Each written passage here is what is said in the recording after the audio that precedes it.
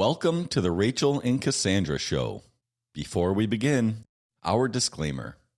Hey, don't forget, Rachel and Cassandra are not attorneys or financial advisors. Sometimes what they say may sound like legal or financial advice, but it's not.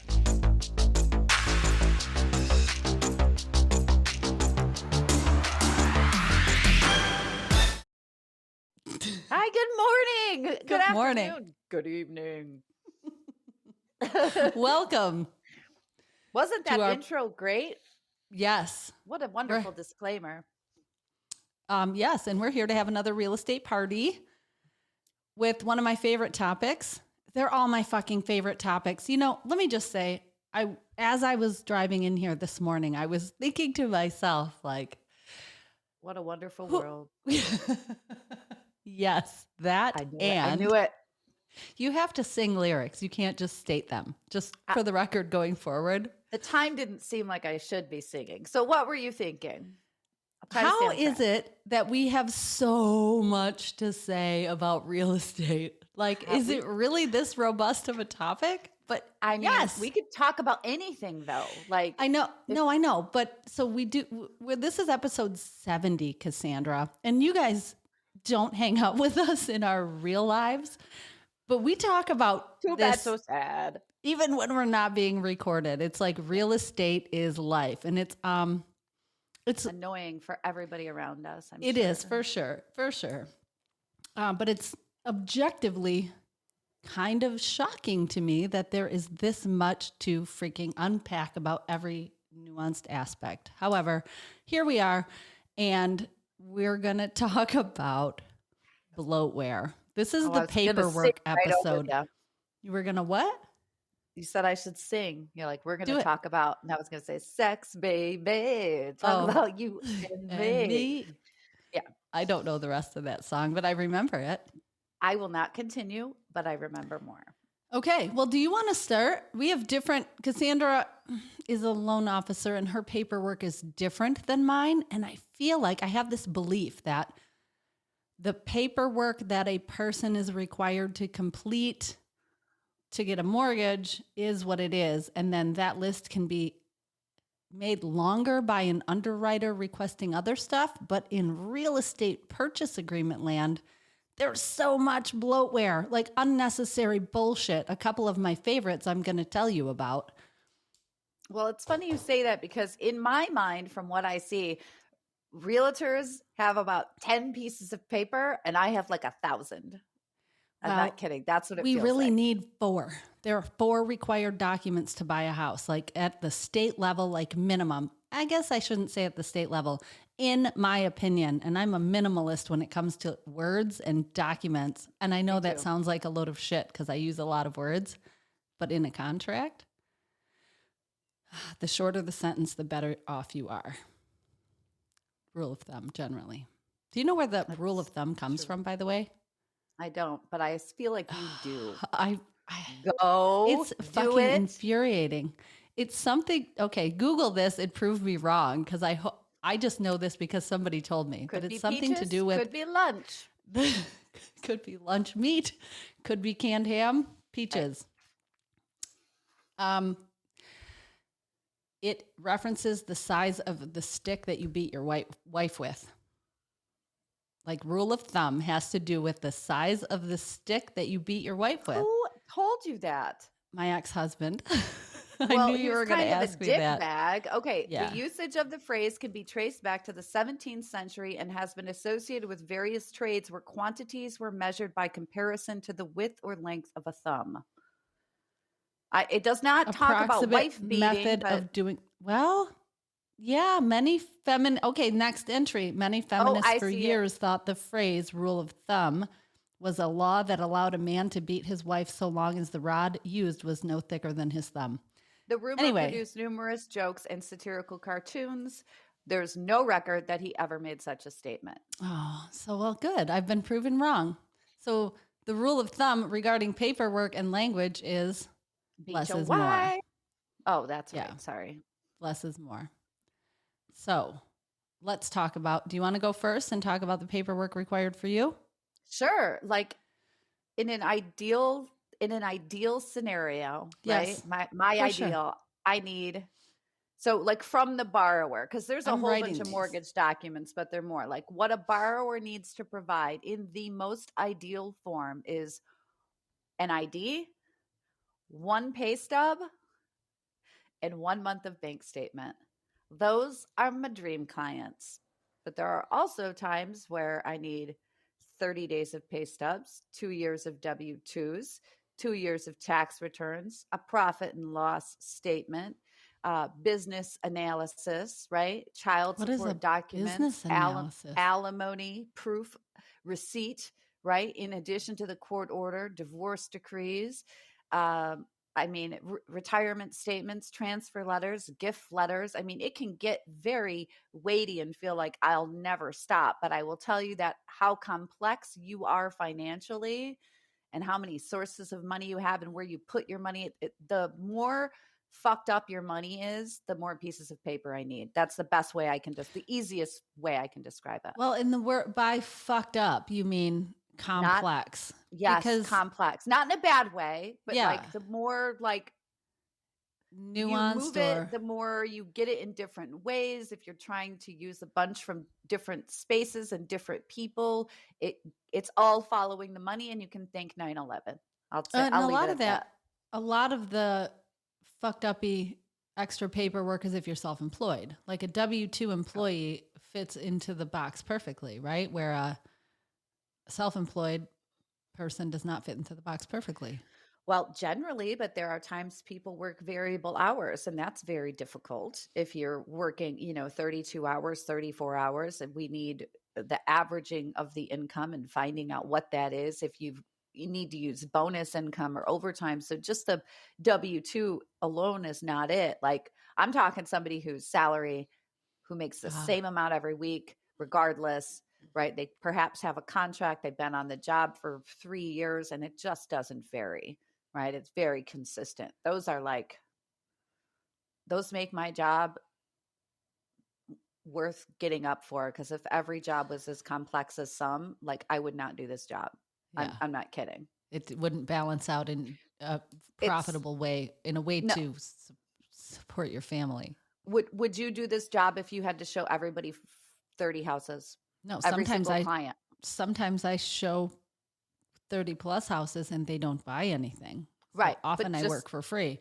On the other side, sometimes I show people 2 houses, they buy the second one and we're done.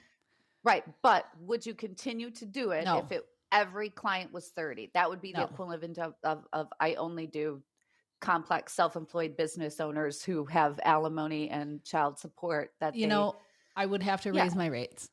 That's how that would play out. I would have to. Yeah. Because sometimes I make $0 and I do the work regardless. Same with you. People do applications all the time that say they're going to buy a house, and then at the last minute, maybe they change their mind. Maybe they buy their mortgage from somebody else. I don't know.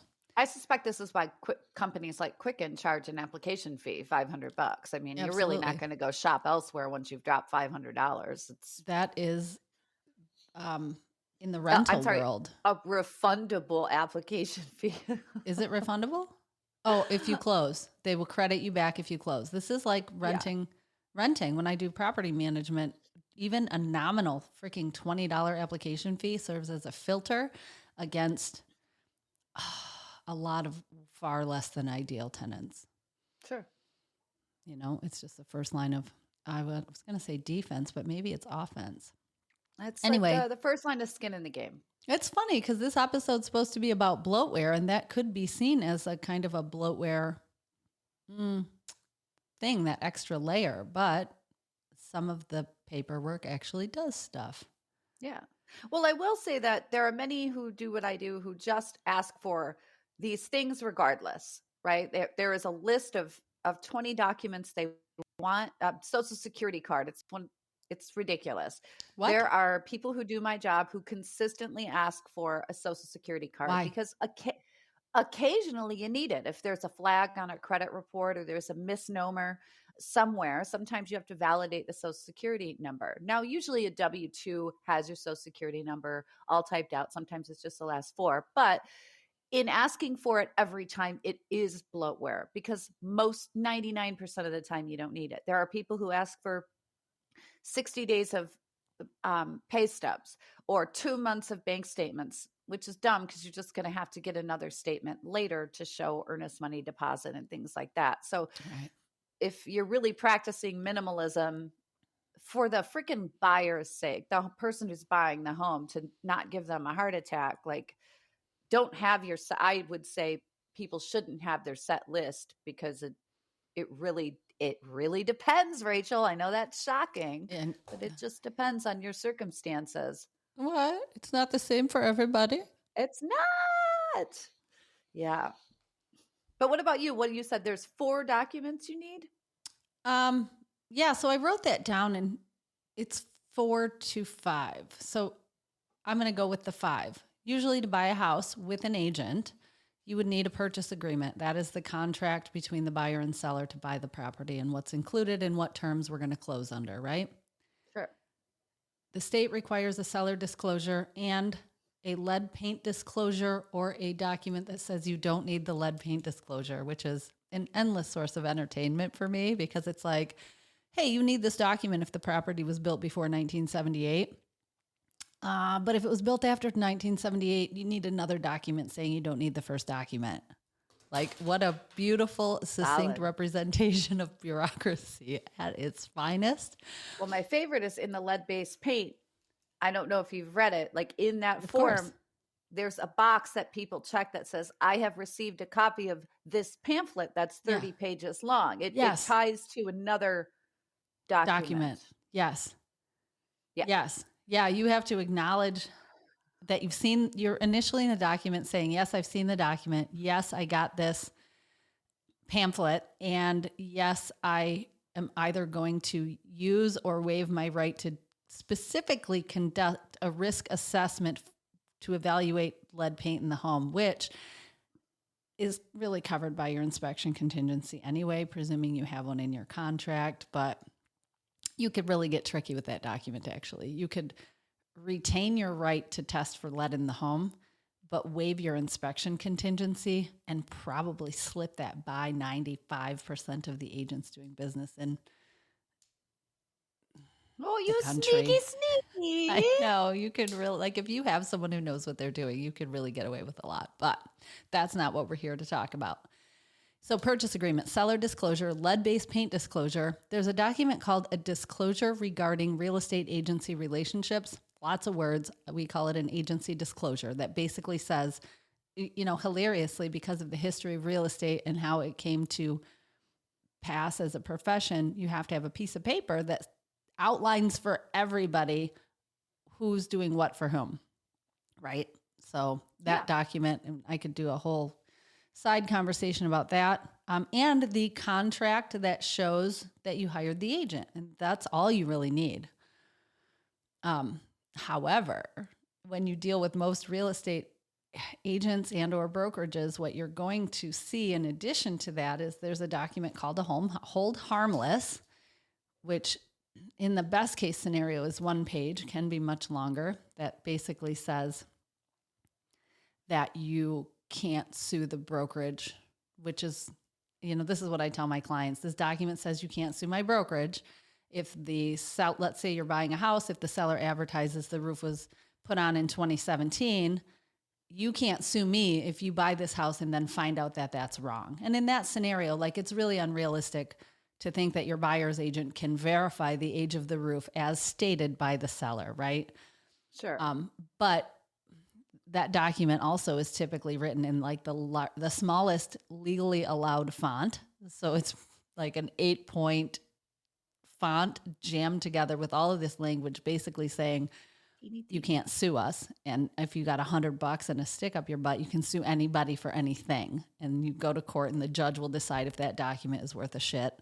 In this case, thinner than your thumb, you could beat your wife. Yeah, if you have rule of thumb. You're also going to see, and this is one of my least favorite documents, is what do you even call it? It's the home warranty paper. So a lot of brokerages are in bed with home warranty companies, and get kickbacks. We're not allowed to call them kickbacks. You can't I don't know what start they that. call That's them. the next. Why don't we talk I know. about that the next episode? We will. But let's talk about the paper. So the brokerage will want you to have your client. So if I'm the agent, my brokerage wants me to have every single one of my clients sign a document saying that they were presented with the opportunity to purchase a home warranty, and they are declining it or purchasing it. And, you know, a case has been made to me that makes sense because historically I'm like, this is stupid. They just want me to try and sell a warranty. I'm not a home warranty salesperson. However, another agent at another brokerage pointed out to me that imagine a scenario where you never offered the option and your buyer buys a home and the furnace croaks and you had a warranty available, but you never talked about it. Well, then that client could really sue you for breach of fiduciary duty. And so my conversation, does make sense to at least offer it. It does. But in my opinion, it is a piece of bloatware. You know, it's not necessary to the contract. So there's also a addendum to the real estate contract. And this one is funny because I've never seen one outside of the brokerage I'm at right now. And it line items the things that I will do for you, which to me, everything on that paper is common sense, but it also has the one line there's about nothing interesting on there? Yes, there is. There's a compliance fee on there. So when I present that to my clients, I'm like, this document is telling you all the things that I better be doing these things for you, plus all the stuff I have in my own package that is specific to me and my team. Like I lay it out, right? So that there's no... Yeah. So you made another form. No. To over the bare minimum form. It's not a form. It's literally my presentation. I'm like, here is what I'm doing for you. Okay. And if you want to pay extra, I can do these other things. But it's not another form. It's more like a marketing piece, but it says specifically what I'm going to do. Like everybody knows a Rachel listing has these elements. And if you want to, anyway, you look really confused. Do you want to see it? I can share it with you. No, not at all. We're talking about paper. I just didn't know if it was a piece of paper that people are another piece of like another piece of paper. No. And then, so other things that I see in the wild, personal property addenda. So the contract the buy and sell contract between the buyer and seller will itemize the things that are included in the property. So let's talk about kitchen appliances. Let's imagine a scenario where we have a contract and you are buying a house and I'm representing you and you want the house to include the stove, refrigerator, dishwasher, washer, dryer, microwave. That's the main 6. Those are considered personal property unless they're built-in wall ovens. Everything's a freestanding appliance, even though it looks like built-in. What normal people in the course of going in a house would say, oh, that's a built-in stove. Stove. No, it's not. It's just the cabinetry was installed so that you can slide one in there, right? Slide it in. A lot of brokerages will include a separate document that says items included. I don't know why. Unless you were really dealing with some weird stuff like the lawnmower. Can I tell you how much we hate personal property addendum? A lie. No, hate it. And let's talk about why. Because the agencies, right, the people who insure the mortgages and back them and make the rules for them. It's not the real estate agencies, money people. The money people. It is sometimes seen as an inducement to purchase. Basically, you're bribing somebody to buy your house, which is allowed. However, you have to remove the value of those items. Yep. Right, from the value of the home. So if you're going to leave behind a riding lawnmower and a snowblower, okay, and you say they have no value, that's bullshit. They do absolutely have a value. So if they're worth $5,000, then the purchase price of the home is actually worth $5,000 less. That is how it's viewed by the mortgage people. And a lot of realtors are like, here's the personal property addendum. And I'm like, it's literally bribery. Yep. Not allowed. Oh yeah. You're going to buy my house on the lake, including the boat. The boat. Oh God. The boat. Yeah. The boat. That's a big one. Yep. Yeah. So the property has to appraise without the value of the boat considered. And really, what buyers, I'm not saying this is what they're trying to do, but you can't finance the boat purchase rolled in with your mortgage. You can't say, well, that house is $450,000. I'll give them $475 if they'll leave the boat. You can try, but if it appraises for $450, you still have to buy the house. I don't know. It mucks up the works. Yeah. And the lenders aren't dumb for people, for that. They know that's what people are doing, which is why there's the rule to like, hey, you're kind of trying to bribe them. You're, giving them more so they leave the ship behind. You got to remove the value of those things because otherwise you're financing those things.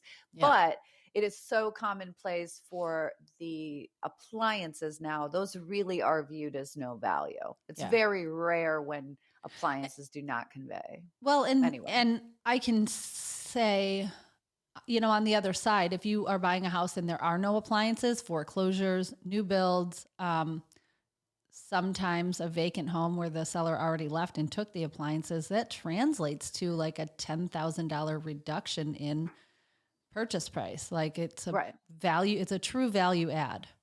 It influences how what the market's willing to pay for your property. Sure. Nobody wants to go in and buy it's like buying a house with no windows. You're taking on a problem. You can't live there until you get I guess you could live there without a stove. Yeah. So sometimes the paperwork begets more paperwork, as is often the case. Even with what the client will provide me, they'll give me a piece of paper that makes me have to get more paper. We talked about this actually 2 episodes ago, didn't we? Who should see what and why? I just thought of another one and now I freaking lost it. Oh, I don't even know what it's called, but there's a document I always listen for at closing, especially a split closing with another title company, that says, like, it's a waiver of your right to pursue legal action. It's like an agreement to mediate a dispute. And 100% of the time, just know that if you're closing on a property or anywhere in a transaction and somebody puts this document in front of you to sign, you don't have to sign it. My position is, why would you ever give up your right to legal recourse when you don't know what the future holds? Why would you agree in advance to only mediate a dispute? Are you looking that up? I am, because I have an entire closing package with me. Because I wanted to see how many pieces of paper it is. I had somebody request it yesterday, and I said, I can send you the whole package so you can read it in advance if you want. But just know many of these documents you've already signed in a digital format. You're signing them in ink, and then some of them are the final documents. The closing package that the lender sends is 110 pages, but I did say the title company will have more pages. So I think the document you're talking about is the right for counseling. Nope. It's a title company document. Basically saying, it's not a mortgage company document. No, it is not. It is an agreement to mediate in advance of knowing what you might need to go to court for. So I'm not an attorney. I'm not giving legal advice ever. However, I would never sign that document ever, no matter what, ever. It's even baked into some real estate contracts. I've received offers on listings where the buyer has given up their right to legal action and agreed in advance to mediate. And there's a spot that says for the buyer to initial, and then there's a spot for the seller to initial. And 100% of the time I advise my client, like, I can't in good conscience not agree. What's the word I'm looking for? I can't in good conscience recommend that you agree to this. Yeah, absolutely. I mean, do what you want, but you're giving up your right to, I keep repeating myself because it's so important. You're giving up your right for paper later. And what is the point of that document? To protect, it's a CYA document, just like the hold harmless. We've talked about the papers. So many of the papers that we see is the sins of the grandfather, which is one of my favorite. If you'd like to explain somebody sued somebody or screwed somebody, and that's why this document exists. Yes. Which is how we get from a purchase agreement, which is how we get from I'll buy your house, here's 5 pages, to, oh God, probably the average loan. When I'm done, some of the packages, like the whole compliance package for the state of Michigan on a mortgage, somebody's purchasing a home, is generally between 500 and 1,000 pages. Wow. For real. Sometimes more. Boo. Yuck. But at least they're not paper, so we're not killing as many trees. We're allowed to store them digitally, which is nice. I can get people their documents quickly. I have a lot of times where I go back at it. Yeah, it's faster, but I got theories about that whole paper saving. I don't think it's real. I think if you had one copy, press hard with a pen, you end up with 3 copies. But if you have an electronic copy that anybody can print at will, people do. And you end up with like printed copies all over the place. So I have title companies that will mail me the entire closing package back, 110 pages. Same. And they'll print mail it to you, and they'll mail it to the broker. Yes, print it out. And they'll and overnight it. You know what my office does with that? Can I just tell you? Scans it and shreds it. That's what we would do. Yes. Scan it and shred it. Yeah. I literally write, hey, do me a favor. Mail me the check. I want that paper. But please just email me the closing package. I'll file it electronically. I'll put it in my thing. I don't need a paper copy because it's getting signed and held digitally anyway. Oh, that just made me think of another document, which is the EMD, like, I don't even know what it's called because I don't like to use it, but it's an EMD holding document, like a separate piece of paper. Even though the contract says your earnest money will be held by XYZ entity, XYZ entity then has a 2-page document that says, here's how we're going to manage your earnest deposit. Oh, guess what? My favorite is when I need a document that says that they have the earnest deposit. Yes. And it's governed by the state. Like, why do you need a 2-page document to elaborate on what is already baked into the purchase agreement, which is governed and references a state rule about how earnest deposits are held? You know why? Because somebody got sued for not over explaining it, I guess. I don't know. Bloatware. Somebody accidentally put the earnest money deposit into an interest bearing account and kept the interest, or it was something. It's always something. Here's my favorite bloatware: split closing. I use First American Title. They underwrite so many policies. Even if the other side is using a different title company, the policy comes from First American. So you will have let's pick a document. Let's say it's the post-closing contact form. First American says, here, we need to be able to contact you, Mr. and Mrs. Buyer and Mr. and Mrs. Seller, after closing, just in case we forgot to initial something. And the clients will all sign it, and then the next package comes out from, I don't know, Spartan Title Company, underwritten by First American, with their own exact same form, but it's got their letterhead on it, and it says, okay, Mr. and Mrs. Buyer, Mr. and Mrs. Seller, we need your contact information in Heaven case we forbid forgot. they share it. I know. There are so many instances of that in closing packages where it's like identical documents with different logos on the top. I've got the world's lamest paperwork story for Love you. it. Are you ready? This just happened. Okay. File closed 3 weeks ago. The post-closing department at the lender says, hey, Cassandra, hey, title company, I cannot find this document from the title company that's signed. And I go, okay, title company's just super quiet crickets because they hate that shit. I mean, they scanned everything they had, right? So I go and I look at the closing package and I find the form that has nowhere for anybody to sign. Okay. So I replied to the girl and I said, well, first I said, can you show me what the form looks like that you're looking for? She's got some name for it. Shows me the form. So I go find the form. She literally attaches the form from the closing package. I go and find it. I realize there's no spot for anybody to sign. It's just a piece of paper. A form. Yep. And there are plenty of those. That she has in her thing. And she says, the title company didn't send me this. And I said, but nobody needed to sign that form. And obviously you have a copy because you just sent me a copy. Would you like me to email you the copy back that you just sent me? Unsigned. Like, And she said, it would probably be better coming from the title company. This is how dumb it is. I legitimately took the document that she sent you. Sent me. I emailed it to my title rep and I said, hey, dumbass fucking favor here. I need you to email this document to this girl, delete everything I just said, but leave, hi, so-and-so, here is the document you're looking for. Leave the subject line. Like, hey. She needs to prove that it came from title. Forward this.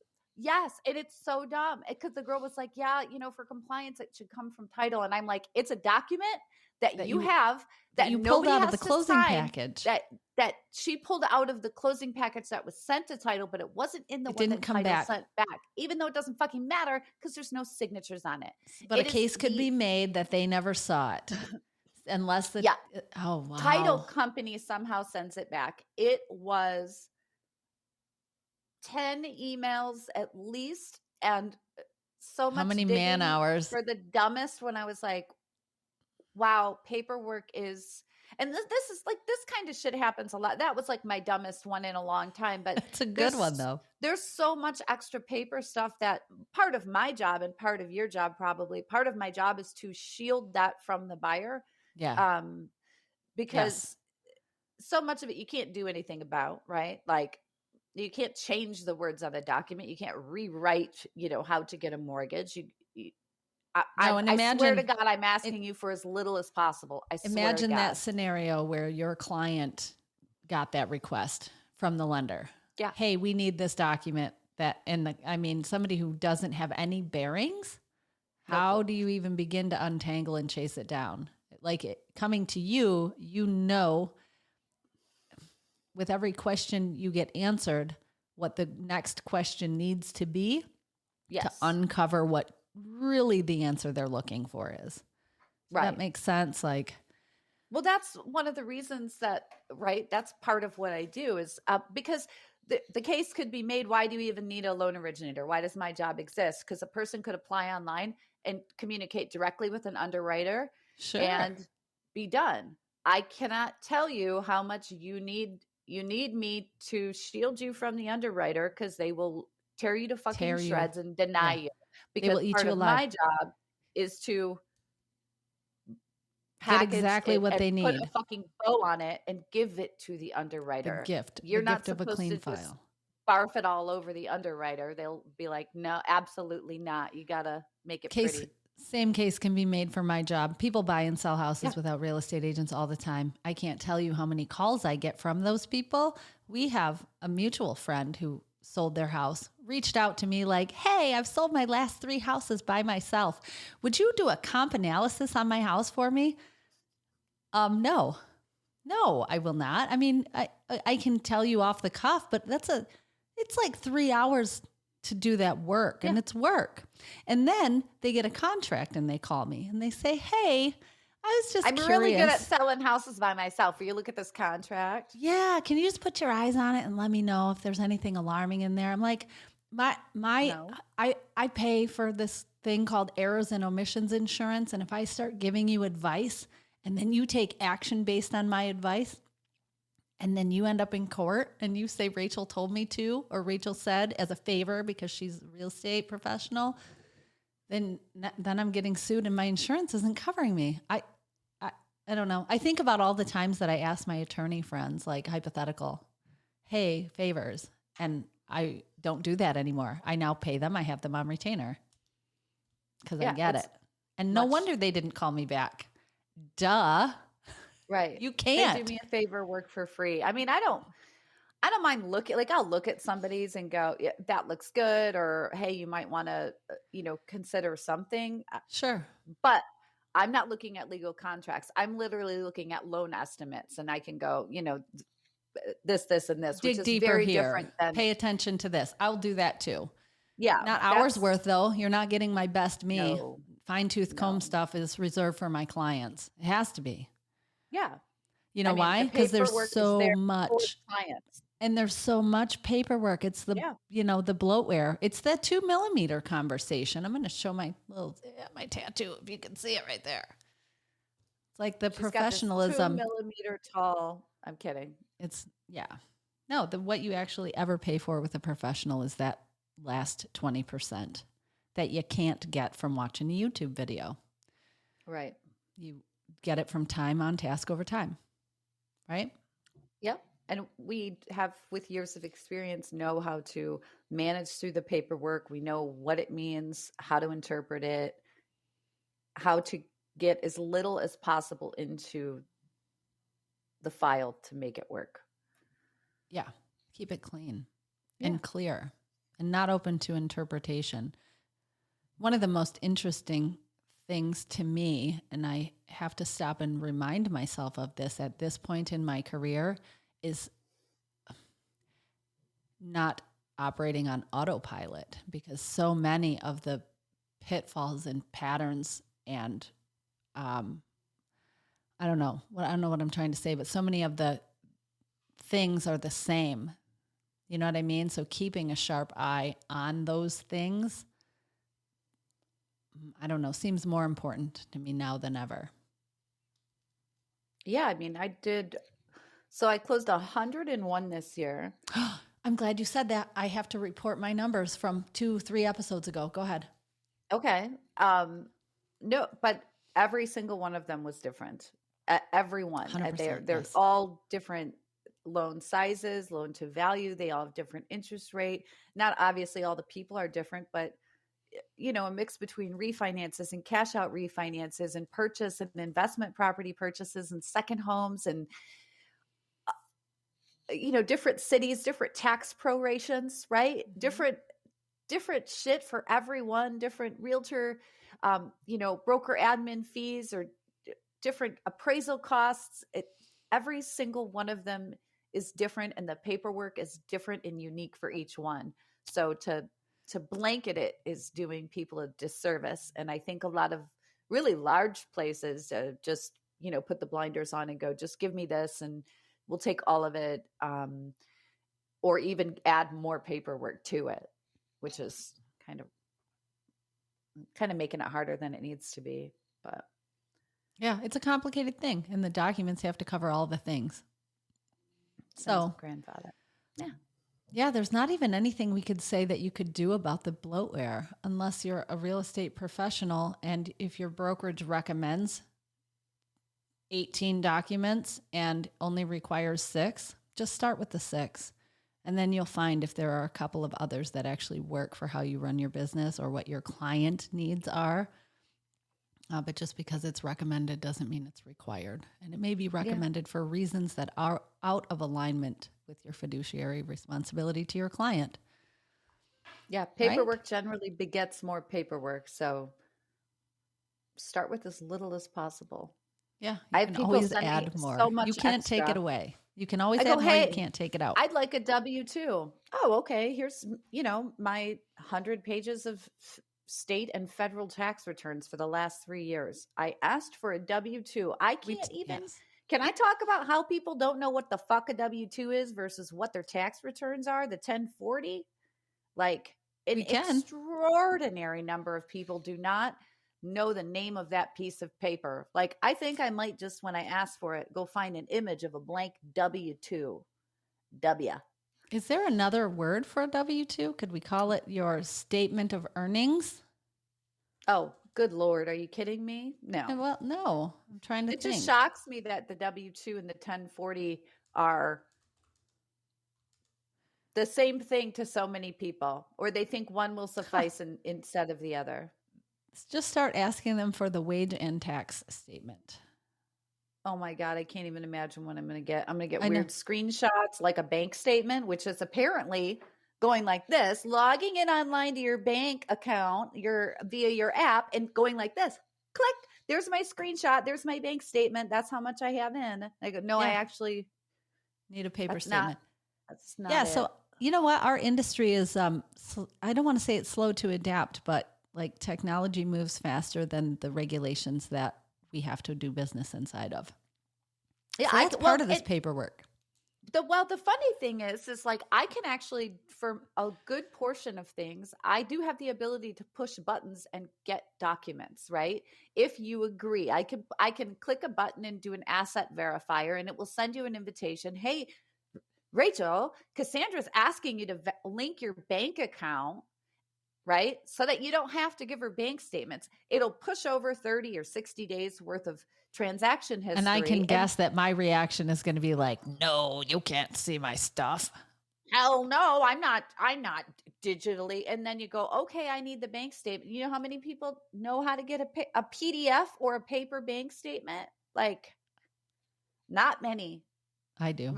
There's an entire generation that can't write a check. If you can't see, I'm patting myself on the back right now because I do know how to do that. I feel super tech savvy.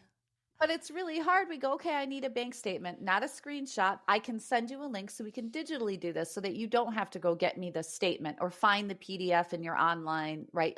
You actually have to get to a computer to download the PDF usually. But that is met with resistance. So we're trying real hard here, but the ways in which people want to provide the paperwork validation is not actually the paperwork validation. Yeah. Sometimes. And on that note, we're like 39 minutes deep. Okay, we'll be done. I'm talking about paper. There's just paper and paper. And a lot of it's bloatware, but a lot of it's real. Yeah. Well, it's great to see ya. Don't even have a good wrap up. It's good to see you too. I'm excited for our next topic. So I can't wait to see you in like a little bit. 5 minutes. I got to pee. Could be lunch meat. Could be peaches. Who knows? Bye. Bye. The info given is current as of this recording, but remember, the market changes and real estate is hyper local.